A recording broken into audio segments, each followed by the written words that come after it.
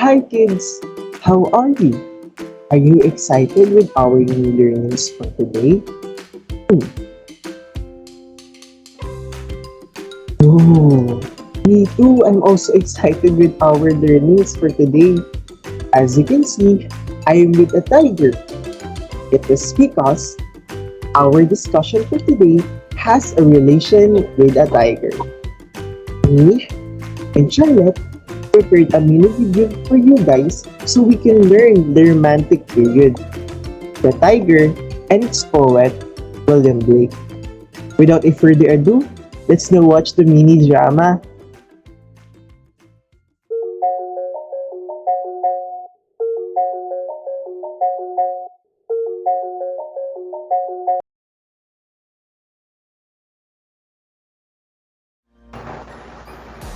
Charlotte, are you now there?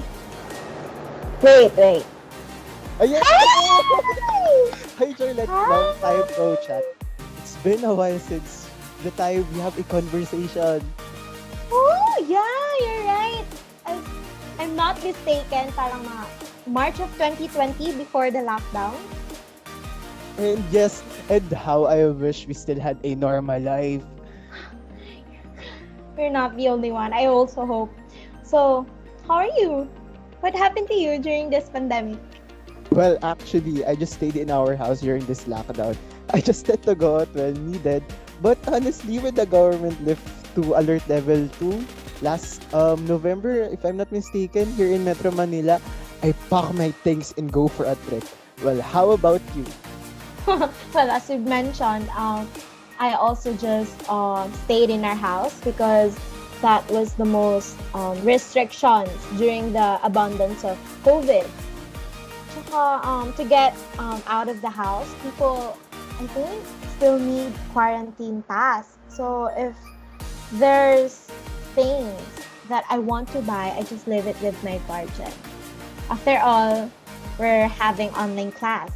So I don't really have the reasons to go out of the house unless I want to socialize and I really miss it.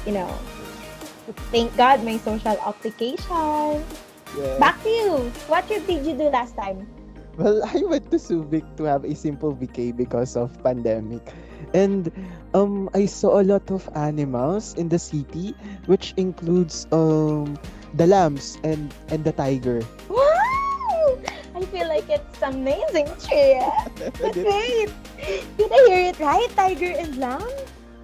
Yes, why? Oh, wait. Because the two animals are kind of related with the recent lecture with wait, Professor Percy. Am I right? Oh, really? I feel like it talks about the poem made by William Blake, if I'm not mistaken. Yes. How did you know? Well, it was also taught by our professor in English literature, which is Mr. Paras. So, what poem did you like between the lamb and the tiger? Well, of course, because of my strong personality, I choose the tiger.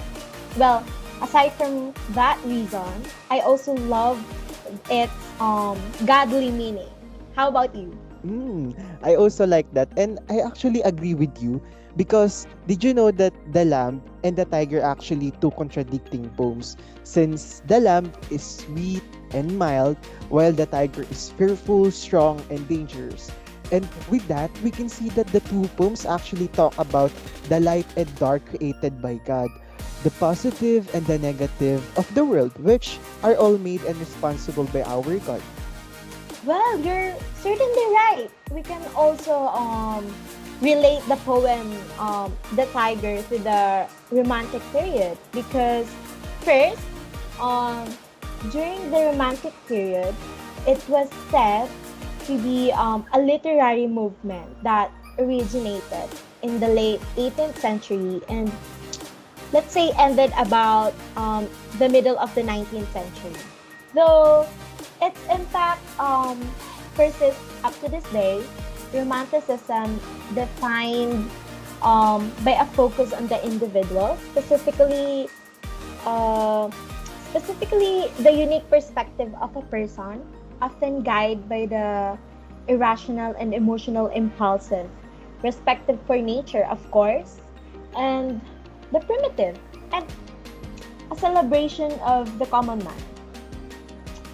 Also, the fundamental premise behind Romanticism was that the uncultivated were more natural and genuine than the previous periods, yes, whose manner was now looking back at it, it was kind of unnatural and affected.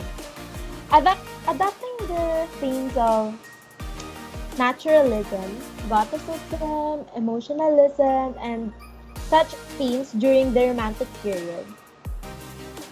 One good example of this fact is that what you've mentioned, the poem by William Blake, The Tyger, it has been examined from both literal and symbolic perspectives as the author revisits his favored issues of innocence versus um, experience during his time. His God's creations, on the other hand, are, let's say, simply stunning and transcends the concept of good and evil. The tiger is like his other poems, offers no obvious answers other than new questions, of course. The tiger is like a continuation of the same topic, portraying two opposing views of the human world. I would say that William Blake does not take sides, but rather creates a contrasting viewpoint for his audience to consider. He also appears to be hostile to the three usual categories, which are governing powers of religion, authoritarian government, and sexual repression. Oh, it's an amazing information. Can you tell me more about it? Well, considering William Blake, the poet who was a devoted Christian, his poem, The Tiger, shows that an amazement at the wonders of God's creation, which is portrayed obviously by a tiger in this case. But there's a problem, I think, with the tiger. Everything about it exudes dread, danger, and a little bit of horror. The speaker of the tiger asks in a series of inquiries if this creature was indeed created by the same God who produced the world's peaceful and cheerful species. And if God created the tiger, why would he create such a terrifying animal, right? Yeah, The definitely. poem addresses the presence of evil in the universe via the example of the tiger itself, addressing the same question in many ways, and that is, if God created everything and is all powerful, why does evil exist? Moreover, of course, the speaker tries to reconcile the tiger's terrifying character with the concept of a loving God. But this only leads to a succession of seemingly unanswerable problems. The tiger is shown as a powerful creature, of course, who appears to be part of God's plan for the world. Some parts of the poem features William Blake frequently equate with beauty and God's deliberate meaning. In other words, the tiger acts in a way that appears to be contrary to the God rules and principles. This is probably why the tiger is one of the Blake's most well-known pieces, because everything about the tiger suggests effort, talent, beauty, and vision on the part of William Blake. Every stanza depicts workshop where beautiful objects are created under extremely heated and stressful conditions. It's worth noting that the tiger is a fiery creature, a monument to the great creativity with which it was created and really showcased Romanticism feature. Well, actually, I agree with you, especially that if I'm not mistaken, William Blake is actually a um very faith-based. He's Mhm. very faithful, or when it comes to God, he always wanted that every poems that he will do is always based to it. And especially you can also add that the tiger, which is the short poem, is actually are reminiscent of children's nursery rhyme. It is a six quatrains which has a four line in every stanzas, rhymed A-A-B-B, so Uh-huh. that each quatrain is made up of two rhyming couplets. And whenever you read the poem, it sounds like dum da dum da dum da dum da. Like, can you get it? I mean, am I having sense with you? And maybe let's Yes. have a further example to it, which the tiger. Um, I'm gonna search first which the poem because I don't know what's I Okay, am not okay, good in memorization. Okay. Here, okay. Let me hear tiger, it. tiger. Okay, here. Tiger, tiger, burning bright in the forest of the night. What immortal hand or eye could frame thy fearful symmetry? In what distant deeps our skies burnt the fire of thine eyes? On what wings dare he aspire? What the hand there sees defiant? And what shoulder and what art could twist the sinews of thy heart? And when thy heart began to beat, what dread and dread hand? And what dread feet? What the hammer? What the chain in the furnace was thy brain? What the anvil? What the dread grasp? There its deadly terrors clasp. When the stars threw down their spears and watered heaven with their tears, did he smile his work to see? Did he who made the lamb make thee? Tiger, tiger, burning bright in the forests of the night, what immortal hand or eye there frame their fearful symmetry? Wow. Wow. Just wow. I also heard that dum da dum da dum da dum da sound. Well, we can also notice that the poem symbol is God's destructive side. It projects how God has balanced his creation by making a fierce creature like, as I've said, a tiger. It implicitly refers to another fact that he is both the perisher and the protector. It was obvious in the words like knife, fire, hammer, ano pa ba?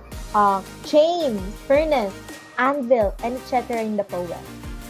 And actually another fact, its beautiful image and figure of speech make it more interesting. Like for example, if we will browse again to the assonance of the poem, which is in the tiger, tiger, burning bright, sound in there its deadly terrors claps. And with that, you can see the assonance of the poem. And you could also add the metaphor in the second line, which is in the forest of the night, which he compares tiger with darkness and repression. And on the second, which is on the sixth line, which is burnt the fire of thine eyes. And with that, it's a comparison of the fire in which it's the eyes with fire or something evil. If I'm not also mistaken, Blake also uses series of questions in this poem to emphasize his point. Yes, actually you're right. It is obvious when he uses the alliteration and the sound of T and B, which on the tiger, tiger burning bright, and the sound of F in their frame thy fearful symmetry. And the apostrophe in the first line, which is on the Tiger, Tiger, burning bright. Wait, I also like how Blake symbols the poem. Like, in the tiger represents the evil and beauty too. Yeah. The forest of the night represents unknown challenges. The blacksmith represents the creator, and the fearful symmetry symbolizes the existence of both good and evil. And Blake even used imagery to show the unique creation of God, such as what immortal hand or eye burned the fire of thine eyes and the forest of the night. Okay, okay. To make it short, with that kind of idea in the poem, it is obvious that the religion is one of the primary themes of the poem.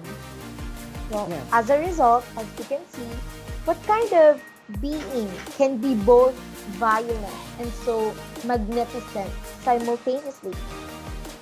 The poem explores the moral dilemma of the poet, largely concerned with the metaphysical entity. It becomes a symbolic allegory to the god in hindsight. But you know what? Even though we have that kind of idea, there are also questions that pops on my mind while we are discussing the poem. Is that because if I'm not mistaken, romantic period is about the art, the natural art. Mhm. And with that kind of poem, is that really the form of art? Especially that Blake is on the romantic period. Because for me, I believe art is when you express yourself without thinking about the impression of other people. Because whenever you do art, you are expressing yourself, right? For fun and to release your stress. But if you think to impress other people with your art, it kind of deviates the real meaning of art. Also, given the fact that romantic period should be magical rather than thinking so much to impress other people, right?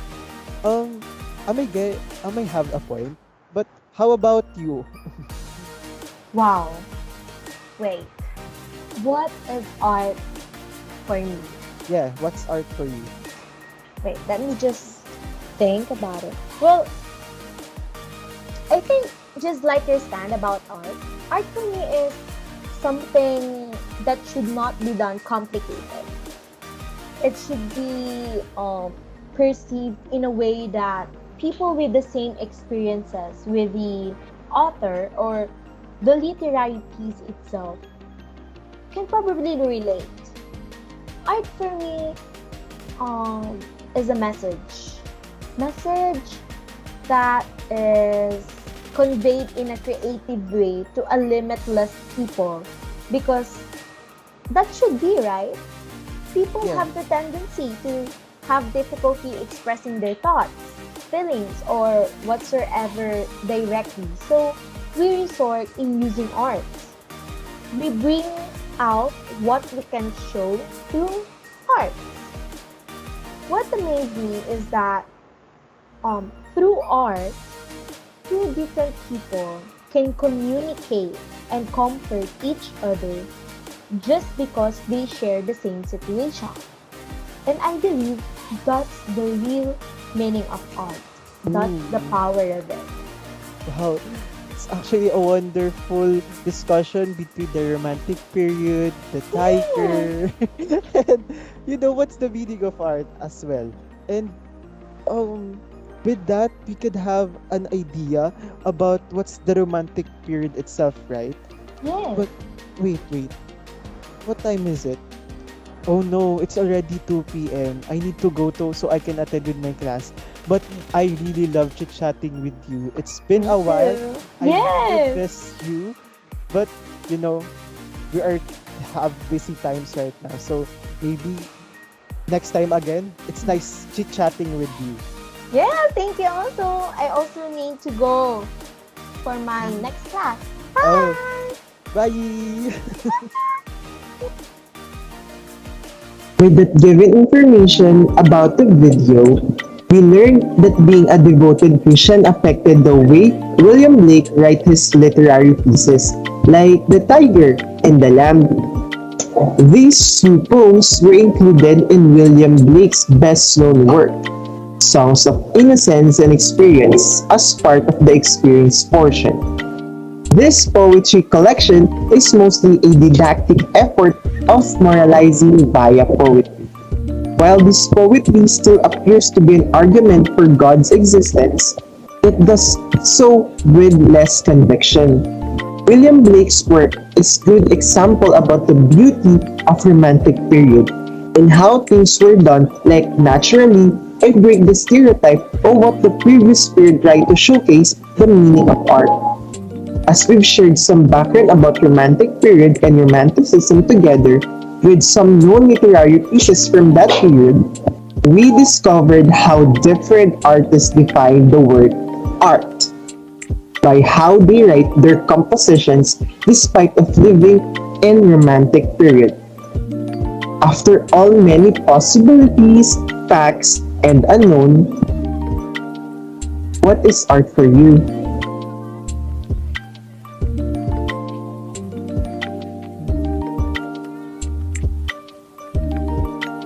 I love those answers.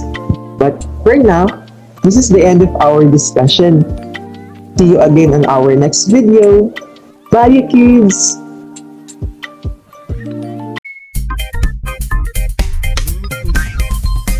Titus the tiger sings in a choir. Since Grandpa Sabretooth had to retire. He's a nice tiger, he does not attack. His beautiful roar can be heard right till the back. Ooh, he's a tiger.